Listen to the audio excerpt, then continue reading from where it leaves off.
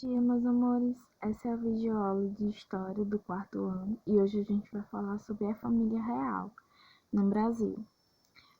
Bloqueio continental. É preciso compreender alguns fatos que aconteceram na Europa e que fizeram com que o Brasil se tornasse um império.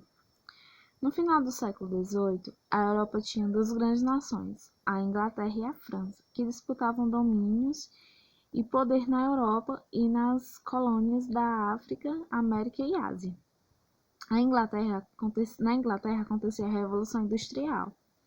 Esse país se tornava uma grande potência econômica por meio do comércio dos produtos que fabricava e detinha um grande poder náutico. Essa Revolução Industrial ela se deu basicamente nas indústrias.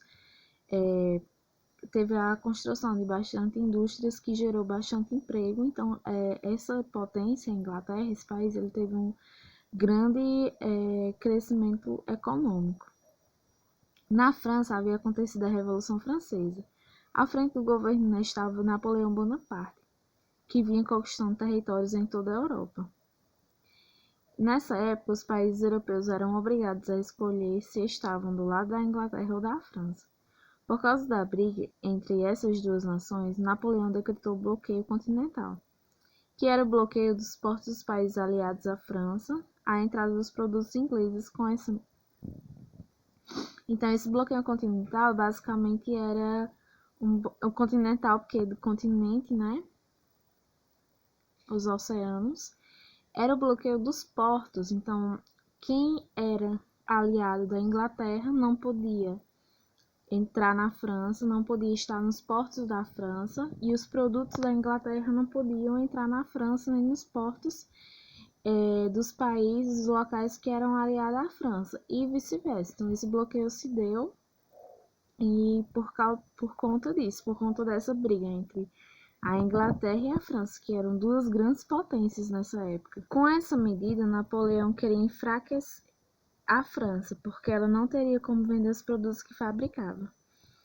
Portugal tentou ficar neutro nesse conflito, embora dependesse do dinheiro inglês, mas Napoleão já havia tirado a coroa do rei da Espanha e seguia para Portugal para obrigar o rei a cumprir o bloqueio continental. O Portugal ele não queria se intrometer nessa disputa, já que ele dependia do dinheiro inglês, mas também não queria aborrecer o governo francês, né? O país, a França, no caso. Sabendo que Napoleão estava a caminho de Portugal, os governantes e nobres portugueses não tinham outra escolha. Precisavam fugir para o Brasil que era colônia de Portugal. A fuga foi feita sob a proteção da Inglaterra. Foi a marinha mercante inglesa que trouxe a família real portuguesa para o Brasil. Dom João, em troca do favor da proteção inglesa, abriu os portos brasileiros aos produtos ingleses.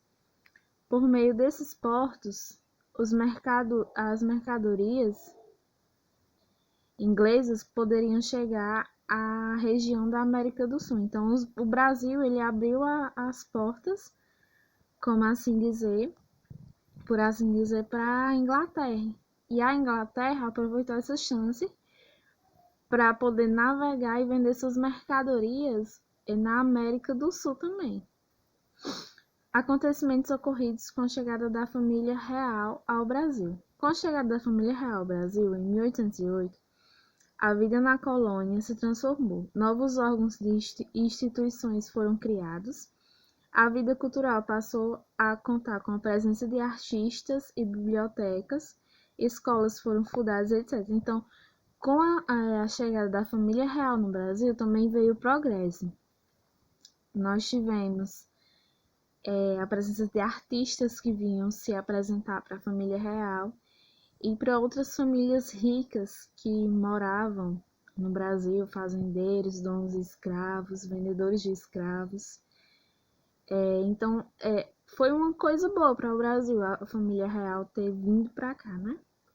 Entretanto, o povo português não estava muito satisfeito com a permanência da família real no Brasil.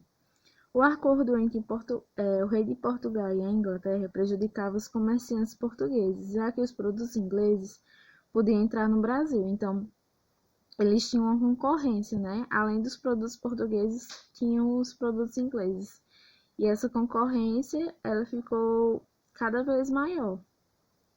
Isso significava que a vantagem comercial que os portugueses tinham de apenas eles poderem mandar produtos para o Brasil estava sendo compartilhada com os ingleses.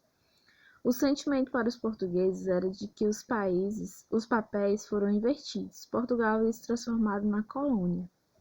Em 1815, o Brasil foi levado à posição do Reino Unido a Portugal. Com isso, o Brasil deixou oficialmente de ser colônia e passou a ser um reino ligado a Portugal, por laços de amizade. Daí em diante, as capitanias passaram a ser chamadas de províncias.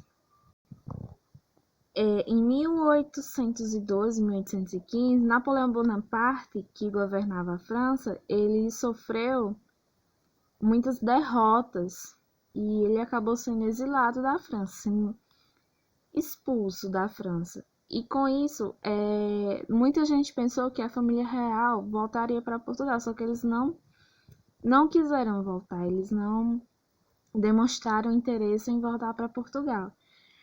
E muitos domínios de Portugal nas Américas deixaram de ser colônias e passaram a ser reino, inclusive o Brasil. E com isso surgiu bastante revolta. Nós temos a Revolta dos Alfaiates, que foi na Bahia, e a Revolução de 1817, que foi em Portugal.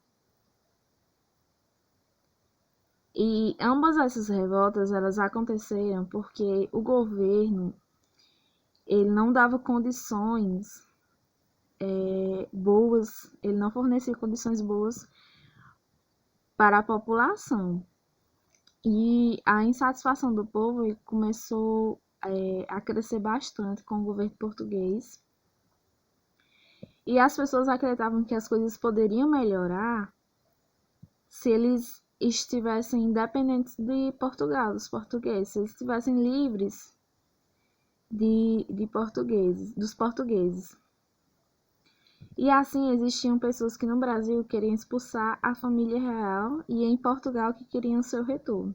Aí Dom João conseguiu controlar as revoltas por meio de violenta repressão. Então todo mundo que se revoltava contra a família real, contra o Portugal, ele matava, ele mandava esquartejar, ele prendia. Então a repressão dele era bastante violenta. Aí, pouco tempo depois, começou uma revolta na cidade do Porto, em Portugal. Os revolucionários exigiam o retorno de Dom João e que ele jurasse seu compromisso com Portugal. Em 1818, após a morte da rainha Maria I, Dom João foi coroado rei de Portugal com o título de Dom João IV. E em 1821, ele retornou a Portugal e o governo do Brasil foi entregue a seu filho, Dom Pedro I, como regente. O regente poderia tomar qualquer decisão, portanto, governava o Brasil. Então, Dom Pedro I, ele era como se fosse o presidente que a gente tem hoje em dia, que governa o Brasil.